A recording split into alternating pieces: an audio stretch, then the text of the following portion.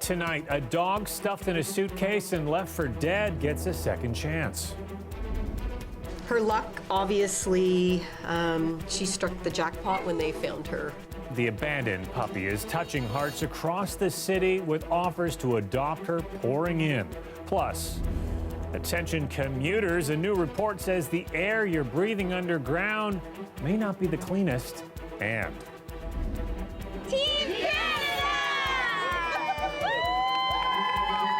the Canadian men's hockey team returns home from the World Juniors after winning gold, inspiring a new generation of players. Good evening, I'm Mike Wise. Toronto police are trying to find the owner of a dog abandoned in Etobicoke this weekend. She was discovered zipped up in a suitcase near a walking trail. As Nick Boisvert shows us, she survived the ordeal thanks to some very good timing. With the help of some dried liver treats, the newest resident at Toronto's Etobicoke Animal Shelter is settling in. You know what? I think she's doing pretty good. Physically, she looks pretty good. She's eating well. Not bad considering how she landed here. When you think about where she was Saturday morning and that she's here now, what are the odds? Her luck, obviously, she struck the jackpot when they found her in the park that day. On Saturday morning, some joggers happened across a suitcase on a remote trail in Lambton Park. It was fully zipped up and moving. When they opened it, they found a female Jack Russell mix, scared but alive. She's believed to be around 5 to 7 years old. After finding the suitcase and the dog on Saturday, the joggers discovered what they think were drag marks. That led them up this hill and to the back parking lot of the Lambton Arena. The trail ended here, so the joggers turned her in to Animal Services. Since then, the story has exploded on social media. On Facebook alone, it's got more than 20,000 shares, with more than a few commenters asking how they can bring her home. We're going to help her, and she will find a home, whether it's directly through us or through a rescue group. She will find someone to love and adopt her and get the second chance that she deserves. Animal Services typically charges a $50 surrender fee to pet owners, but they can waive that charge in some cases. People should just know that if they are in a situation where they find they can no longer care for the pet, this is not the answer. As for that previous owner, police are investigating the case. The dog was located without any tag or ID, so someone is missing this dog. We'd appreciate that if they'd contact police. For now, the dog is safe at the shelter for at least the next 5 days. Then the city begins her much-anticipated adoption process. Nick Boisvert, CBC News, Toronto. New concerns tonight about the air you breathe on the subway. A report from the city's top doctor is ringing alarms about the TTC's air quality underground, particularly on Line 2. Lauren Pelly has the details. Breaking trains and metal grinding along metal. One possible culprit for the tiny particles floating through the subway system. And trapped underground, they've got nowhere to go. There's a growing awareness around toxic materials and air quality. A new report from Toronto's Medical Officer of Health is calling on the TTC to mitigate health risks, which could include heart and lung diseases. Recommendations include reviewing train systems and studying how to modernize the fleet. The city's biggest concern is Line 2 along Bloor Danforth. There, riders are exposed to 183 micrograms of particles for every cubic meter of air. That's 115% higher than what passengers might breathe in on Line 1 along Yonge University Spadina. And that partially has to do with new cars. And so everything from the state of good repair and getting the new cars on the tracks and the subways to the way in which we break and implement those training exercises, these are some of the measures that can be taken to further improve air quality. It's not the first time researchers have raised red flags about air pollution underground and the potential health risks. The TTC says it's already making improvements. We've done testing for decades.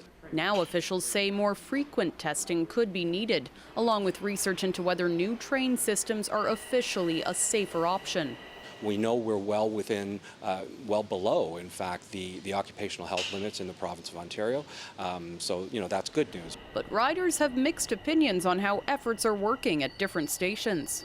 I would say Bloor-Yonge is probably the worst, in my opinion. On the season also, in the summer it can be very stagnant, the air. I don't have any complaints.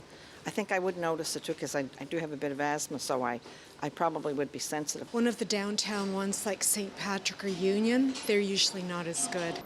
One thing I should note is that city officials stress that it is safe for people to ride the subway. Even if you are concerned about any particles floating through the air, they said it can actually be a healthier type of transportation because you're walking to and from the station instead of spending all your time in a car.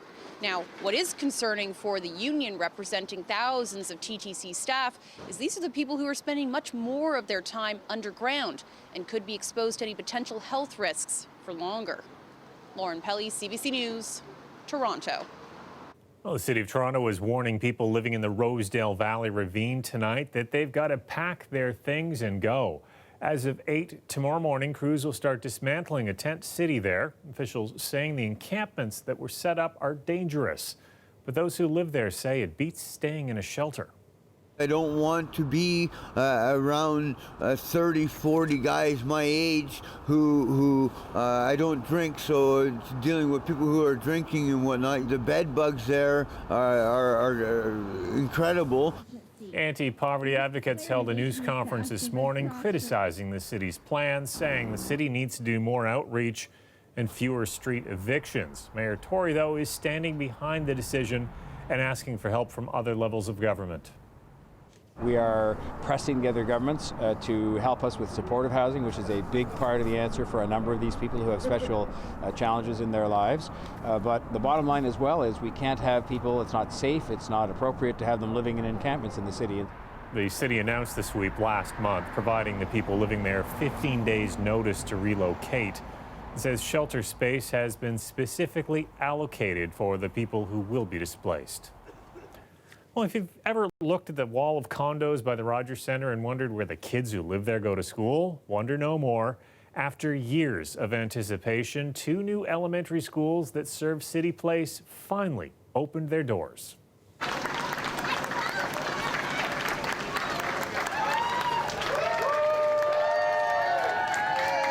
Cheers and high fives and smiles all welcomed hundreds of students as they started the new year at their new schools, no longer being bused. Bishop MacDonald Catholic Elementary School and John Lum Public School are part of the Canoe Landing Center. It is a multi-use facility that will also house a child care center, recreation center, and community space. This is a new way of building not just towers, but building neighborhoods in booming downtown Toronto. And if we're going to continue to grow as a city and continue to grow up with more towers, we need to continue to build new community hubs like this. These schools were supposed to open up in September, years after the condo towers went up, but worker strikes delayed construction even more and pushed back the opening until today. Kids and parents are delighted the wait is over. We've been waiting for over a year for this, so we've been very glad that it's finally here and looking forward to the kids joining the community and the school here. Well, we moved here specifically for the school to be open, so we're excited about the new school, and it's tons of kids. You can't go down the sidewalk without seeing a bunch of strollers now, so we're excited to be here. It's great for the community. While class is now in session at both schools, the community will have to wait until spring for the rest of the facility to open to the public.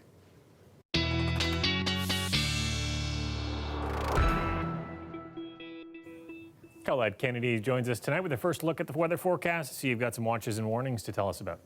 Yeah, Mike, that's right. We do have some active weather. Primarily, this is into cottage country. And what we're seeing here, the areas in this lighter blue, this kind of turquoise, that's really some travel advisories because of some wet, slick roads, reduced visibility because of some of the squalls. But the snow squall warnings, actual warnings we're seeing are the areas in white and then some watches here in the areas in blue as well. And we're talking about around Barrie, Perry Sound area, even over towards Peterborough, you could get into some of this. So that's something to know for tonight into tomorrow morning. And then the winds kind of let up a bit, and that will help and aid in seeing those things reducing. Daytime highs, I have to point out, Windsor at 6 degrees, but even in Toronto, running about 3 degrees above seasonal, so still some mild air that's in place. You see some of those squalls, they're caught here by the models, then backing off as some of those winds back off. And we go into Tuesday, we will see increasing cloudiness, though, into the afternoon hours for the GTA. And then that next thing coming is a front that's going to move in Tuesday night into Wednesday. It's going to change our temperature story. I'll talk about that coming up a little later in the show. But for now, overnight low -4, feeling like -8, and tomorrow's high Still running above seasonal, about 5 degrees or so when we go up to 3 degrees, Mike. Okay, thanks, Colette. You're welcome. Hockey fans are still riding high after yesterday's World Junior win. Team Canada beat Russia at the Under-20 tournament and gave many future hockey stars, including Toronto's Akil Thomas, the chance to shine. He and the rest of the team arrived home this evening. Angelina King tells us how he is now inspiring others. Team Canada! A warm welcome home for Canada's newest hockey heroes, including Scarborough native Akil Thomas, who scored the winning goal. Now moved ahead. In comes Thomas with a chance. Moves it, but he scores! The next day, a humble Thomas says he felt unusually calm before the game, but also confident. Luckily, coach called me up, and I just had a feeling I was going to score. I think it'll sink in soon, but for now, it's crazy. Among all the fans at the airport, his biggest ones, his family. He said, thank you for bringing home the gold medal, and I love you. I'm so proud of him. He worked hard for this. He deserves it. And that same pride being felt at this rink in Etobicoke, where younger players on his old team are feeling inspired, hoping to one day follow in his footsteps. It was just exciting that, it's been through my team, so maybe I can get a chance to do that one day. In fact, there are 4 players on the World Junior team that once played with the Toronto Marlboros. Hey, D, you gotta gap up, please. Steve Devine coached Thomas 5 years ago and says he's the type of player and person anyone would want to see become successful. Every day he showed up for our team, and he was always positive. He strived to be the best in everything that he did. Off the ice, on the ice, he was a role model teammate. Thomas is one of few people of color on his team, just like Isaiah George. I look up to it, I see some of the guys, it's makes me proud, happy. It's inspiring, just watching them, that could be me. He's a great role model for players of color. Hockey is for everyone. It doesn't matter, where you're from. It doesn't matter, we have to do a better job making it accessible for everyone. As a mother takes in these moments with her son, Akila Thomas says she's grateful he can set an example for others to pursue their dreams, no matter who they are. This is Canada. We're like the United Colors of Benetton, so is he, and we won this. A victory an entire country can celebrate.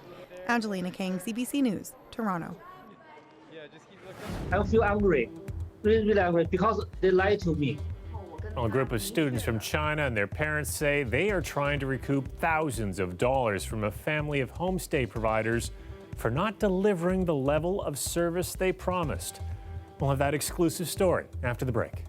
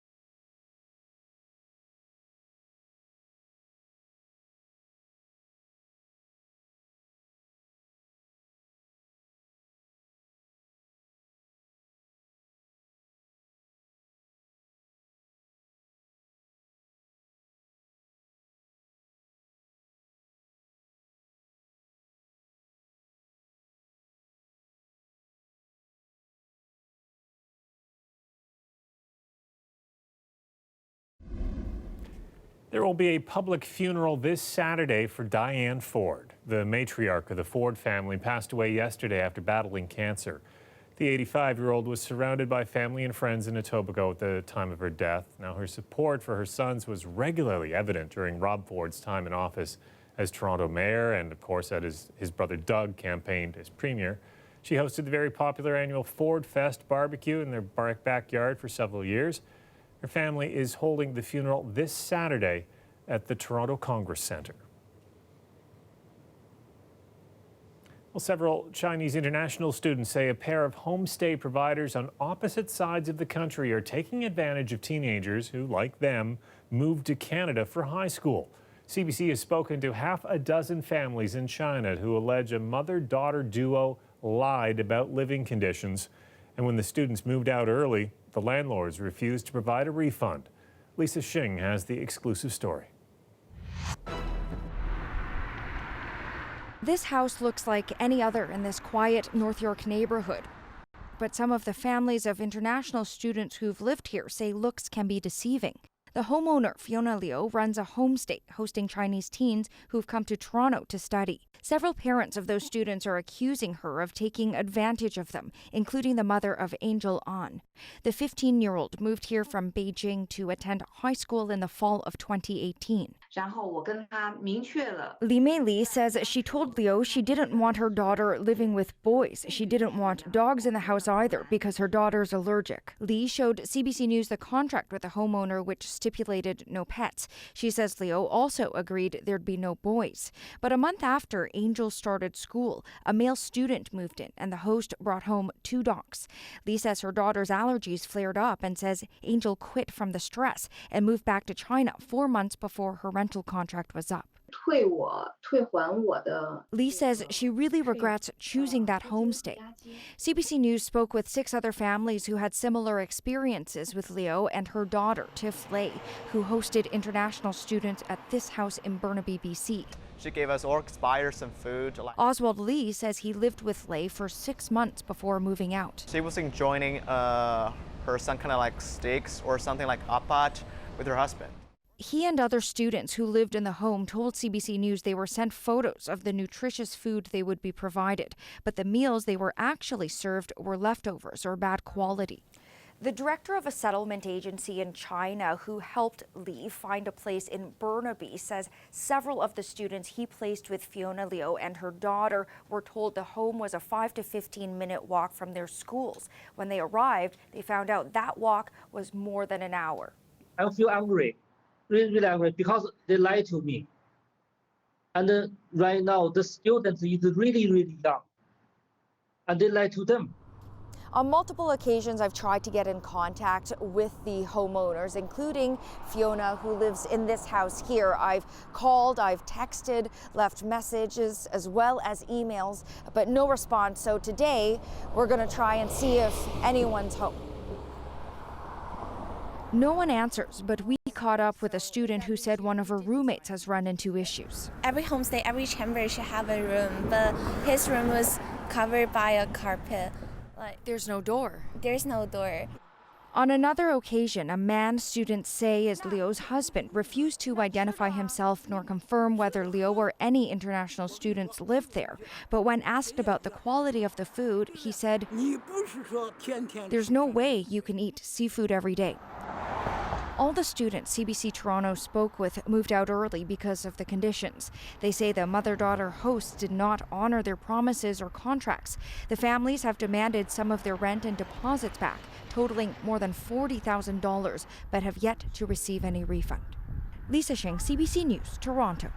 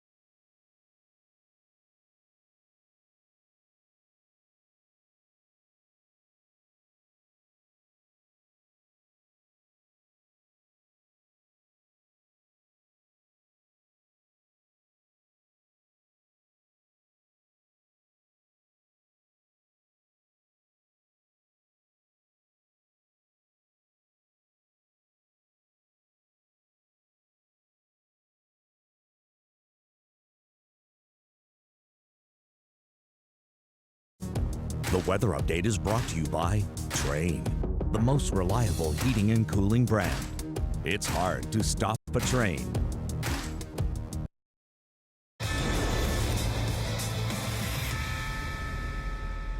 Well, the Leafs hosting the Oilers tonight. No shortage of action here. Edmonton up 2-0 in the second. Caleb Jones sends one to Killer Yamamoto. This one puts the Oilers up 3-0. It would actually bring an end to Freddie Anderson's night. Now, the goal change may spark the Leafs. 39 seconds later, Jason Spezza gets the Leafs on the board. The two teams actually combined for 6 goals in the second period. It's 5-3 in the third when Connor McDavid slips past Morgan Riley, scoring for his very first time in Toronto. He'd actually finish with 4 points as Edmonton beats Toronto 6-4.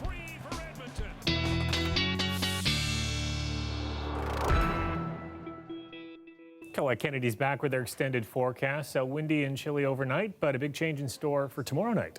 Yeah, we are going to be seeing another system kind of pushing through here, Mike, and that system, the cold front, is going to change our temperatures. So in the meantime, we are looking at some of those squalls, as I was talking about earlier in the show, continuing into cottage country, but our temperatures will remain mild until we get behind that next front. So that's kind of midweek. But then at the end of the week, yeah, rain showers, and that tells you something. The temperatures will be going back up again. That's why it'll be coming as some rain. So it looks like this. Some of those squalls backing off as the winds ease up a little bit. Very gusty at times through the day today, gusting well over 50 kilometers an hour in some parts of the province. But we see those easing up. We will have some sunshine, but then clouds kind of building in, especially into the afternoon hours through the GTA, so that increase in cloudiness. And then here we go late tomorrow. Here comes this cold front. It's going to bring some flurries coming back through, certainly into cottage country, down through the GTA, and then behind it, colder air moves in. But not only that, windy conditions come in for Wednesday. So the temperature falls on the thermometer, but it's also going to feel quite cool